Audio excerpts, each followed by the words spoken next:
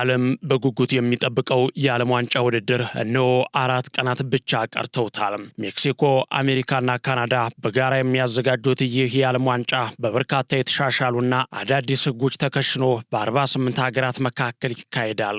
እናም ሰኔ 4 ቀን 2018 ዓ.ም ማለትም በመጪው ሐሙስ ምሽት 4 ሰዓት ላይ ሜክሲኮ ከደቡብ አፍሪካ በሚያደርጉት የመክፈቻ ጨዋታ በይፋ ይጀምራል። በዚህ ዕለትም ንጋት 11 ሰዓት ላይ ደቡብ ኮሪያ ከቼኪያ ጨዋታቸውን ቀጥለው የሚያደርጉ ይሆናል። ለዚህ ውድድርም የየሀገራቱ ብሔራዊ ቡድን ወደ አሜሪካ በማምራት ልምምዱንና የአቋም መለኪያውን እያካሄደ ነው። ሆኖም እንግሊዝንና ኖርዌይን ጨምሮ የበርካታ ሀገራት ብሔራዊ ቡድኖች የአሜሪካን ሙቀት መቋቋም ከብዷቸው ታይቷል። ይህ የ2026 የዓለም ዋንጫ ካሻሻላቸው በርካታ ህጎችና ቁጥሮች መካከል አንዱ የተሳታፊ ሀገራት ቁጥር መጨመር ነው። በዚህ ዓመት የሚሳተፉ ብሔራዊ ቡድኖች ወይም ሀገራት ቁጥር ቀድሞ ከነበረው 32 ወደ 48 ሀገራት ከፍ ማለት ችሏል። እነሱም ሶስቱ አዘጋጅ ሀገራት ካናዳ፣ ሜክሲኮና አሜሪካ እንዲሁም ጃፓን፣ ኒውዚላንድ፣ ኢራን፣ አርጀንቲና፣ ኡዝቤኪስታን፣ ደቡብ ኮሪያ፣ ጆርዳን፣ አውስትራሊያ፣ ብራዚል፣ ኢኳዶር፣ ኡሩጓይ፣ ኮሎምቢያ፣ ፓራጓይ፣ ሞሮኮ፣ ቱኒዚያ፣ አልጄሪያ፣ ጋና፣ ኬፕ ቨርዴ፣ ደቡብ አፍሪካ፣ ኳታር፣ እንግሊዝ፣ ሳውዲ አረቢያ፣ ኮትዲቫር፣ ሴኔጋል፣ ፈረንሳይ፣ ክሮኤሽያ፣ ፖርቹጋል፣ ኖርዌይ፣ ጀርመን፣ ኔዘርላንድ፣ ቤልጅየም፣ ኦስትሪያ፣ ስዊዘርላንድ፣ ስፔን፣ ስኮትላንድ፣ ፓናማ፣ ሃይቲ፣ ኩሩሳዎ፣ ቱርኪዬ፣ ስዊድን፣ ቸርኪ፣ ቦስኒያና ሄርዞጎቪና እንዲሁም ዲሞክራቲክ ኮንጎ፣ ኢራቅና ኢራን ናቸው።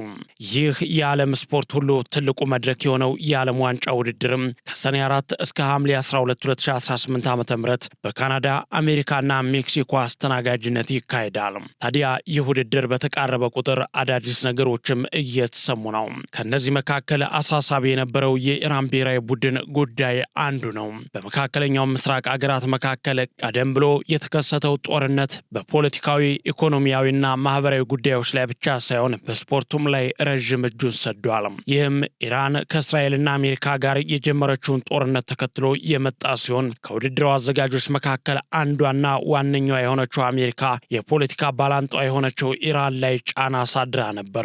ይህም ብሔራዊ ቡድኑን ወደ አሜሪካ ተጉዞ ለተሳትፎ የሚያበቃውን ቪዛ ባለመስጠትና በደህንነታቸው ዙሪያ ስጋት በመፍጠር የኢራን በዓለም ዋንጫው የመሳተፍን ጉዳይ ግራ አጋብቶት ነበር። ታዲያ አሁን ላይ ይህ በዓለም ዋንጫ የሚካፈለው የኢራን ብሔራዊ ቡድን ተጫዋቾች የአሜሪካ ቪዛ ማግኘታቸው ተገልጿል።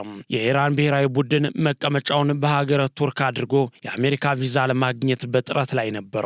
ታዲያ የዓለም እግር ኳስ የበላይ አስተዳዳሪ የሆነው ፊፋ አሜሪካ ላይ ጫና ማሳደሩን ተከትሎ በቱርክ የሚገኘው የአሜሪካ ኤምባሲ ለተጫዋቾቹ ቪዛ ሰጥቷቸዋል። ነገር ግን አሜሪካ አሁንም ኢራንን የሚደግፍ ሙሉ መብት አልሰጠችም። እንደ ሌሎቹ ተወዳዳሪ ሀገራት ሳይሆን አሁንም የጫና በትሯን ሙሉ ለሙሉ ኢራን ላይ አላነሳችም። ይህ የሆነው ደግሞ የኢራን ብሔራዊ ቡድን በአሜሪካ የሚኖረውን ውድድር ማድረግ ይችላል። መግባት መውጣት መብቱ ነው። ነገር ግን ያ ውሳኔ ማደርን ያካተተ አይደለም። አሜሪካ ለኢራን ብሔራዊ ቡድን ቪዛ ከሰጠች በኋላ በግልጽ ያስቀመጠችው ቀይ መስመር አለ። እሱም ብሔራዊ ቡድኑ በአሜሪካ ፈጽሞ ማደር እንደማይችልና በዕለቱም ለአጭር ጊዜ ብቻ መቆየት እንደተፈቀደለት ተዘግቧል። ይህንንም ተከትሎ የኢራን ብሔራዊ ቡድን ዋና መቀመጫውን ሜክሲኮ ማድረጉም ተገልጿል። በተሰጣቸው ቪዛ መሰረትም ጨዋታቸውን አሜሪካ ያደርጋሉ። በዛው ቅጽበት ግጥሚያቸውን እንደጨረሱ ወደ ሜክሲኮ ይበራሉ። ይህ ታዲያ በበርካታ የስፖርት ቤተሰብና በሀገሪቱ ዘንድ ተቀባይነት ባያገኝም ነገር ግን አሜሪካ ከዚህ ውሳኔዋ ፍንክች እንደማትል አሳውቃለች። ኢራን በዓለም ዋንጫው ኒውዚላንድና ቤልጅየምን በሎስ አንጀለስ እንዲሁም ግብፅን ደግሞ በሲያትል የምትገጥም ይሆናል። ነገር ግን ጨዋታዎችን ለማድረግ ጠዋት የመጣው ብሔራዊ ቡድኑ ከሰዓት ተመልሶ ወደ ሜክሲኮ የሚያመራ ይሆናል። ሌላው ጉዳይ በዚህ የዓለም ዋንጫ ላይ አዳዲስ አስገራሚ ህጎች ወጥተዋል። ቀደም ብለን ያጋራናቸው በርካታ መረጃዎች አሉ። በተጨማሪም ከዚህ ቀደም ይፈቀዱ የነበሩ ግን አሁን ላይ የተከለከሉ አዳዲስ ውሳኔዎችም ይፋ ሆነዋል። ፊፋ ከዚህ በፊት ነባር የነበሩና በዚህ የ2026 የዓለም ዋንጫ በስቴዲየም ውስጥ ከከለከላቸው ነገሮች ውስጥ አንዱ ቡቡዜላ መንፋት ይጠቀሳል። ፊፋ በሶስቱም ሀገራት በሚካሄደው የ2026 የዓለም ዋንጫ ላይ በስታዲየም ውስጥ ቡቡዜላ መንፋት በፍጹም ክልክል መሆኑን ትላንት አመሻሽ በይፋ አስታውቋል። በአሜሪካ፣ በካናዳና በሜክሲኮ በጋራ በሚዘጋጀው በዚህ ታላቅ የእግር ኳስ ውድድር ላይ ፊፋ ባወጣው አዲስ የስቴዲየም የስነ ምግባር ደንብ መሰረት ደጋፊዎች ቡቡዜላን ጨምሮ ማንኛውንም ከፍተኛ ድምጽ የሚፈጥሩ መሳሪያዎችን ይዘው መግባት አይችሉም ብሏል። ቡቡዜላ ማለት ከፍተኛ ድምጽ እንዲያወጣ ተደርጎ ከተለያዩ ነገሮች የሚሰራና መጠኑም ከፍ ያለ ጥሩምባ ወይም እምቢልታ መሰል ነገር ነው። በተለይ አፍሪካውያንና ላቲን አሜሪካውያን ደጋፊዎች ተጫዋቾቻቸውን ለማነሳሳትና ጥሩ የስቴዲየም ድባብ ለመፍጠር ይህንን መሳሪያ በብዛት ይጠቀሙታል። ነገር ግን በዚህ ውድድር ይህንን ጨምሮ እንደ ነጋሪት የሚጎሰሙና ከፍተኛ ድምጽ የሚያወጡ ሁሉም መሳሪያዎች በጭራሽ ወደ ስቴዲየም ድርሽ እንዳይሉ ፊፋ በጥብቅ ማስጠንቀቂያ ወስኗል።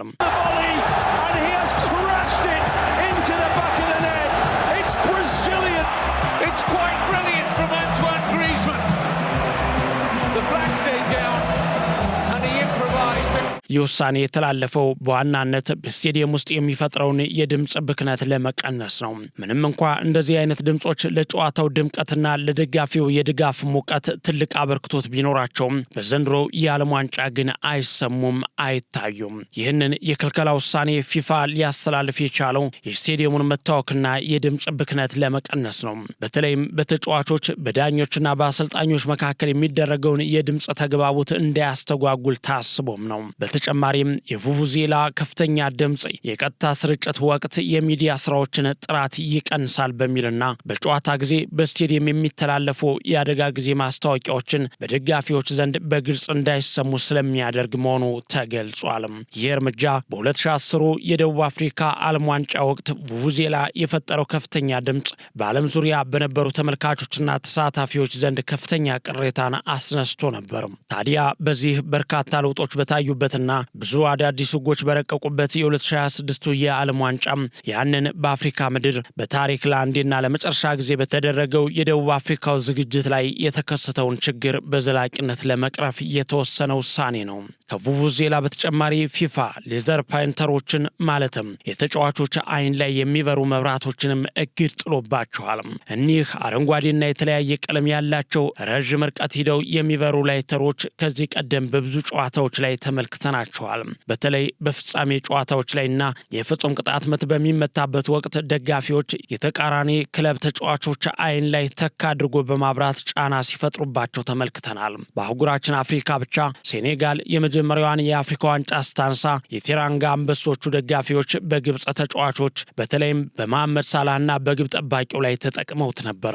ሌላው ፊፋ የከለከለው ጉዳይ የውሃ መያዣ ኮዳዎችን ወደ ስቴዲየም ይዞ መግባት ነው። ፊፋ በዓለም ዋንጫው ወቅት ካወጣቸው አዳዲስ ህጎች መካከል ስቴዲየም ውስጥ የውሃ መያዣ ላስቲኮችን ይዞ መግባትን መከልከሉ አንዱ ነው። ይህ የሆነበት ምክንያት ከደህንነት ጋር በተያያዘ መሆኑንም ነበር ፊፋ ያሳወቀው። ይሁን እንጂ ፊፋ ይህንን ያደረገው ለራሱ የንግድ ዓላማ ለመዋል አስቦ ጭምር መሆኑን ዘ አትሌቲክስ አስነብቧል።